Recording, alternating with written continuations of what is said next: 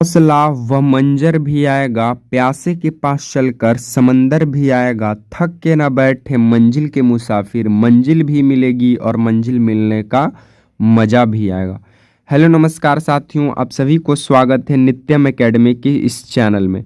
तो साथियों, आज की इस सीरीज में हम लोग बिहार दरोगा 2025 के लिए महत्वपूर्ण जीके जीएस के सवाल देखने वाले हैं, जो आपको खासकर रुकमनी के प्लेटफॉर्म बुक से उठाया गया है। ठीक है, और ये practice set number Bihar SI का दूसरा सेट है। ठीक है, तो आप वीडियो के पूरे अंत तक बने रहेंगे। जो भी साथी नए जुड़ रहे हैं, चैनल को सब्सक्राइब कर देंगे, वीडियो को लाइक कर देंगे एंड अपनी राय कमेंट बॉक्स में देंगे। और जिस भी प्रश्न का आपसे उत्तर पूछा जाए, उस प्रश्न का उत्तर आप लोग कमेंट बॉक्स में देने का प्रयास करेंगे। बाकी आज की इस सीरीज में हम लोग 20 महत्वपूर्ण जीके जीएस के सवाल देखने वाले हैं, जो रुकमनी के प्लेटफॉर्म बुक से उठाया गया है। जिसमें सबसे पहला सवाल आपको स्क्रीन पे नजर आ रहा होगा। सबसे पहला सवाल कहता है कि निम्नलिखित में से किस शासक को देव नाम प्रियदर्शी के नाम से जाना जाता है।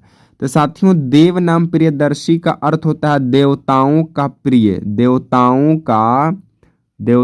का प्रिय शासक या राजा।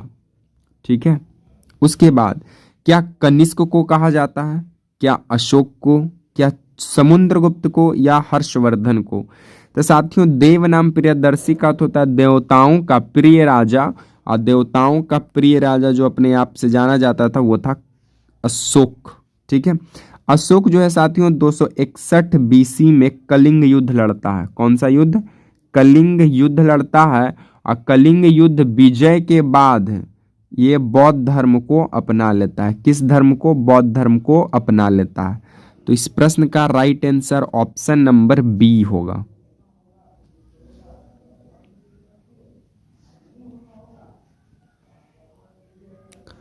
अगला प्रश्न हमारा पॉलिटी से पूछ रहा है। बोलता है कि भारतीय संविधान के किस अनुच्छेद के तहत वित्तीय आपातकाल फाइनेंशियल इमरजेंसी घोषित किया जा सकता है। अनुच्छेद 352, अनुच्छेद 356, अनुच्छेद 360, अनुच्छेद 365। तो साथियों, अनुच्छेद 352 में कहाँ पे किया जाएगा बताइए? तक के राज्य में। 356 में राज्य में राष्ट्रीय, 352 और 360 में वित्तीय, 360 में वित्तीय, जो कि भारत में अभी तक एक बार भी नहीं लगाया गया है। तो इस प्रश्न का right answer option number C होगा, अनुच्छेद 360।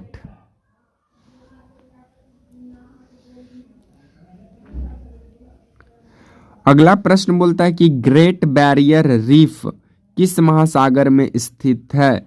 अटलांटिक महासागर, हिंद महासागर, प्रशांत महासागर, आर्कटिक महासागर। तो साथियों, ग्रेट बैरियर रीफ जो है साथियों ये प्रशांत महासागर में स्थित है। और दुनिया का सबसे बड़ा महासागर कौन सा है? दुनिया का सबसे बड़ा महासागर प्रशांत महासागर, और सबसे ज्यादा गर्त वाला महासागर प्रशांत महासागर ही है। भारत के दक्षिण दिशा में स्थित है हिंद महासागर। भारत के दक्षिण में कौन स्थित है? हिंद महासागर।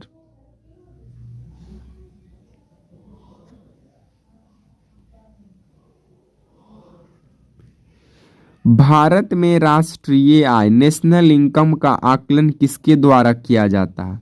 वित्त मंत्रालय, राष्ट्रीय प्रतिदर सर्वेक्षण कार्यालय, राष्ट्रीय सांख्यिकी कार्यालय, भारतीय रिजर्व बैंक ऑफ इंडिया। तो साथियों, भारत में राष्ट्रीय आय का आकलन राष्ट्रीय सांख्यिकी नेशनल स्टैटिकल ऑर्गेनाइजेशन करता है, जिसका पहले नाम इसका था CSO, सेंट्रल स्टैटिकल ऑफिस। अब हो गया है नेशनल स्टैटिकल ऑफिस, राष्ट्रीय सांख्यिकी कार्यालय। ऑप्शन नंबर सी चले जाइए। RBI की स्थापना 1935 में हो चुका है। ठीक है,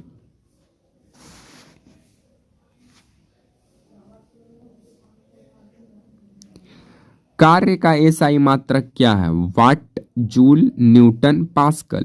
तो साथियों, दाब का हो गया पास्कल।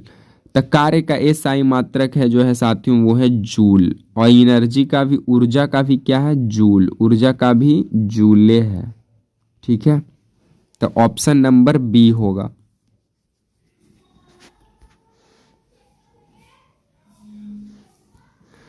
किस गैस को लाफिंग गैस के रूप में जाना जाता है? Carbon dioxide, methane, nitrous oxide, sulphur dioxide. तो साथियों लाफिंग गैस के नाम से नाइट्रस ऑक्साइड को जाना जाता है, N2O को, और खासकर इसका दांत का जो डॉक्टर है वो एनेस्थीसिया के रूप में इसको क्या करता है, प्रयोग में लाता है, दांत उत का डॉक्टर। तो right answer option number C होगा। बाकी मीथेन की बात करें साथियों तो ये गोबर से, गाय के मुंह से मीथेन गैस निकलता है। कार्बन डाइऑक्साइड एक ग्रीन हाउस गैस इफेक्ट में सबसे बड़ा नाम इसका आ चुका है। ठीक है,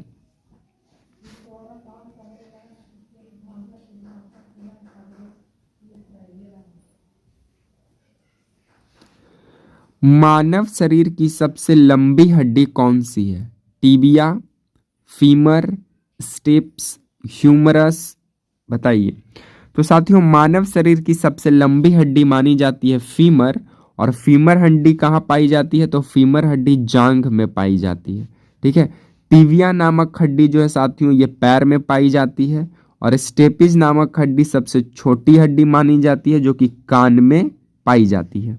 ठीक है, तो right answer option number B के साथ चले जाएंगे।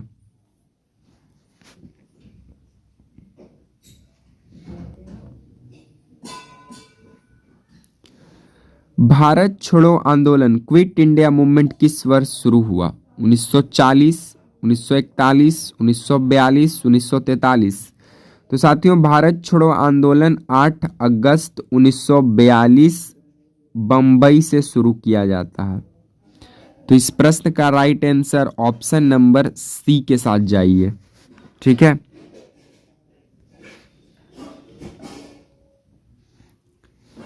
दुधवा राष्ट्रीय उद्यान किस राज्य में है? मध्य प्रदेश, राजस्थान, उत्तर प्रदेश, गुजरात। तो साथियों गुजरात में है गिर राष्ट्रीय उद्यान, गिर राष्ट्रीय उद्यान। उत्तर प्रदेश में है दुधवा राष्ट्रीय उद्यान।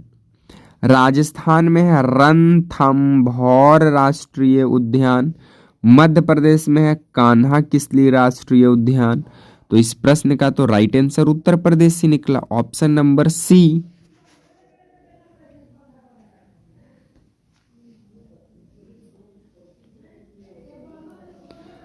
भारतीय संविधान में मौलिक कर्तव्य को किस संविधान संशोधन द्वारा जोड़ा गया?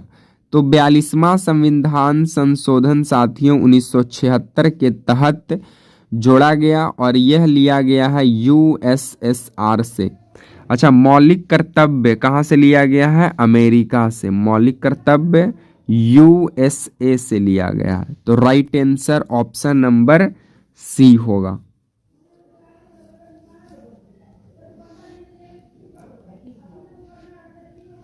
ज्ञानपीठ पुरस्कार किस क्षेत्र में उत्कृष्ट योगदान के लिए दिया जाता है? विज्ञान, खेल, साहित्य, संगीत। तो यह दिया जाता है साहित्य के लिए। ठीक है, और ज्ञानपीठ पुरस्कार पाने वाला पहला व्यक्ति कौन था, बताइए।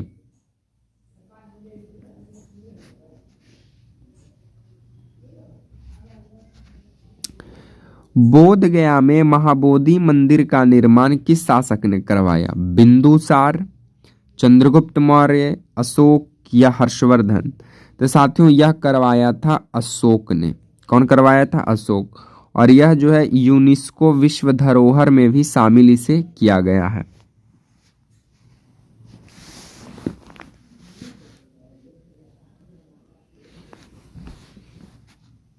अगला प्रश्न है कि प्रकाश संश्लेषण की प्रक्रिया में पौधे किस गैस का उपयोग करते हैं? Oxygen, carbon dioxide, nitrogen, hydrogen. तो साथियों प्रकाश संश्लेषण में पौधा जो है वो कार्बन डाइऑक्साइड गैस का प्रयोग करके ग्लूकोज यानी अपना भोजन बनाता है। ठीक है, C6H12O6 यानी ग्लूकोज बनाता है, और मुक्त में ऑक्सीजन देता है यानी O2 को रिलीज करता है। तो राइट आंसर बी होगा, कार्बन डाइऑक्साइड का उपयोग करते हैं।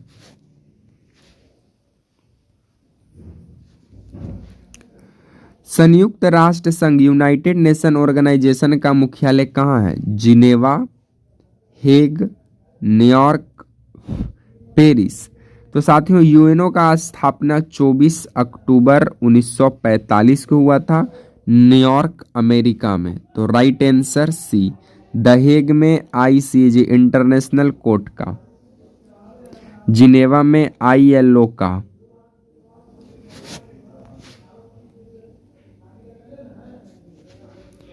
बुलसाई शब्द का प्रयोग किया जाता है क्रिकेट में, बास्केटबॉल में, निशानेबाजी में, गोल्फ में। तब बुलसाई और डार्ट शब्द का प्रयोग जो है साथियों निशानेबाजी में यानी शूटिंग में किया जाता है। ठीक है।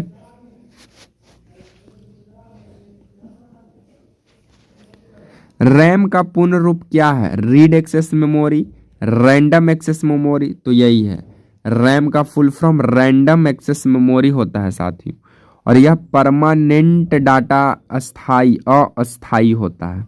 ठीक है।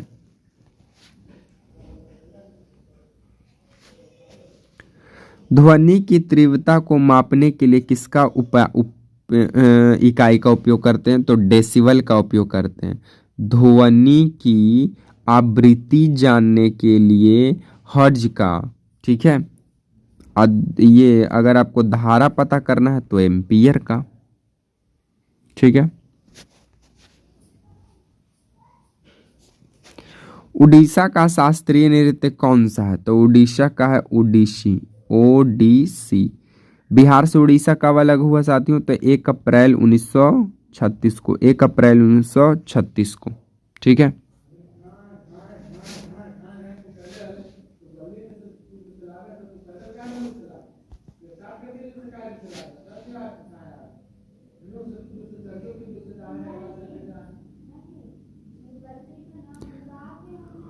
वस्तु एवं सेवा का कर भारत में कब लागू किया गया?